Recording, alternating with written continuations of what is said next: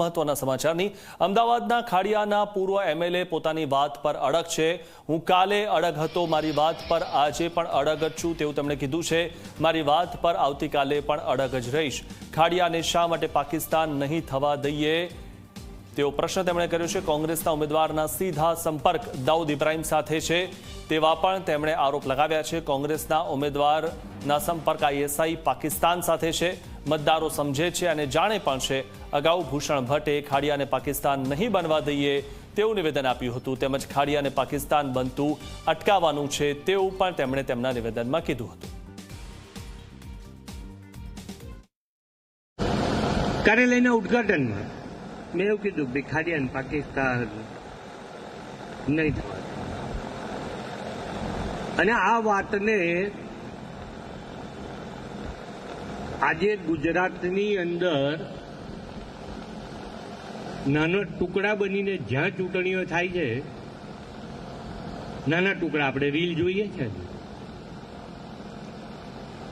કે ભાજપના નેતા આપણા સમાજ માટે આ બોલે છે, આવું ટુકડો કરી।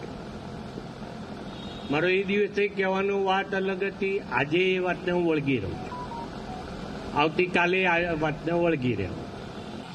રસૂલ પાર્ટી કોઈએ નામ સાંભળ્યું?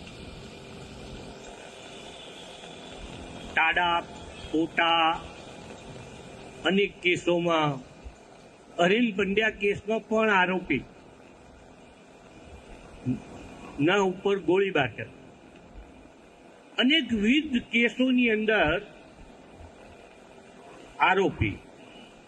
આ બધી વાત એટલા માટે કહેવાની કે આપણે ખાડિયાને કઈ તરફ લઈ જવું છે એ આપણે નક્કી કરવા આજે ભેગા થયા। એ રસૂલ પાર્ટી કોણ, કોનો સાગરી, કોના ઈશારે કામ કરે? અને આજે પણ 1991-92 થી જેલ તોડીને પેરોલ ઉપર દાઉદ ઇબ્રાહિમ સાથે આઈએસઆઈ સંસ્થા સાથે સંકળાયેલ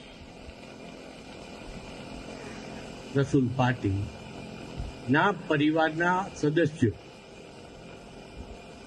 એ અહીંયા ચૂંટણી લડવા આવે। હવે મારી વાત ખોટી હતી કે સાચી? સાચી।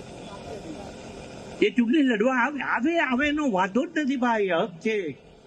ક્યાં કોણ જેને લડવું એ લડે, આપણે ડરતા નથી।